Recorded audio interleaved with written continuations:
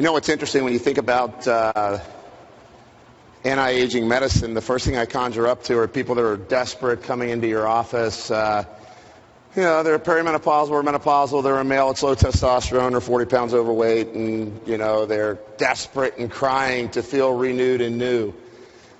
This was a different opportunity for me when I got asked to go into a very large organization, Lifetime Fitness, in fact, and they have 2,700 trainers, 1.2 million members, and 100 dietitians, and their model was broke for how they were going to keep people feeling well. But they had the philosophy of, well, wellness just means calories in and calories out and how much time you put in on a treadmill. And unfortunately, I don't think that model adds up. So we're going to talk a little bit in our brief time together about what we did and what some key strategies are and issues that relate to the person that's training regularly. I think the smoking gun continues to, what I would say, smolder, right? We hear another report about increased risk associated with endurance training or completing marathons. Well, why is that going on?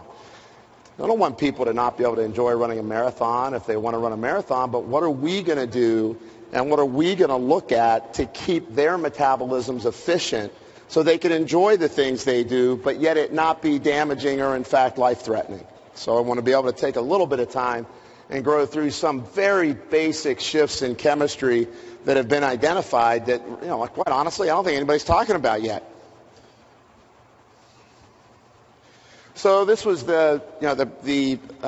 basically to sum this up, 2,400 personal trainers. That's actually grown from the time I put the slide together. 50 registered dietitians. Now it's upwards of 100. What's the objective of the partnership was to change from a culture of just exercise to transform corporately with 110 sites a healthy way of life company. It's not about how much you train. It's how are you going to exercise as a component of being well. Beyond that, we had to take all of their dietitians and really almost like a boot camp, break them down and kind of re-educate them on what I call real-world nutrition, which is more about carbohydrate restriction, not necessarily severely carbohydrate restricted, but modified carbohydrate diets, talk about food intolerances and allergies and incorporate those aspects into what they were doing to try to get people to lose weight or to try to get people to be able to move and be less sore. The other thing was integrating offerings that included fitness, lifestyle, nutrition, supplementation, lab testing. Lifetime Fitness had bought a company called, if you look down at the bottom of here, Health Check USA, and that was a self-care lab testing model. The problem was nobody was ordering labs. Well, if you don't know what you're supposed to order, why would you order? So from the trainers on down, there was an issue around, well, what kind of lab tests should we be doing? So I'm going to go through and share that with you a little bit.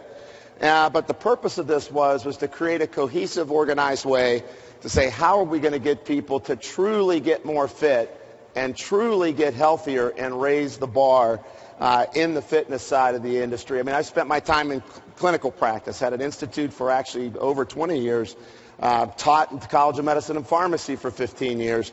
And so this, for me, was a big opportunity because I actually thought people were going to be healthier.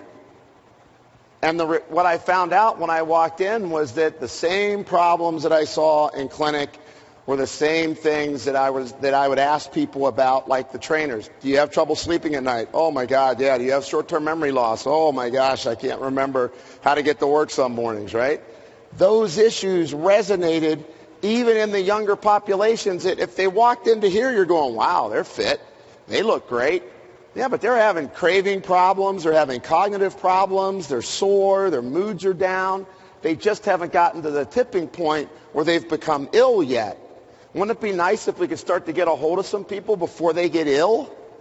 So we can actually work on people and what I call tweak them instead of have to totally rebuild and reinvent their chemistry for them. So for me, this was a really great opportunity to be able to participate in this. Obviously, first fitness organization to participate in an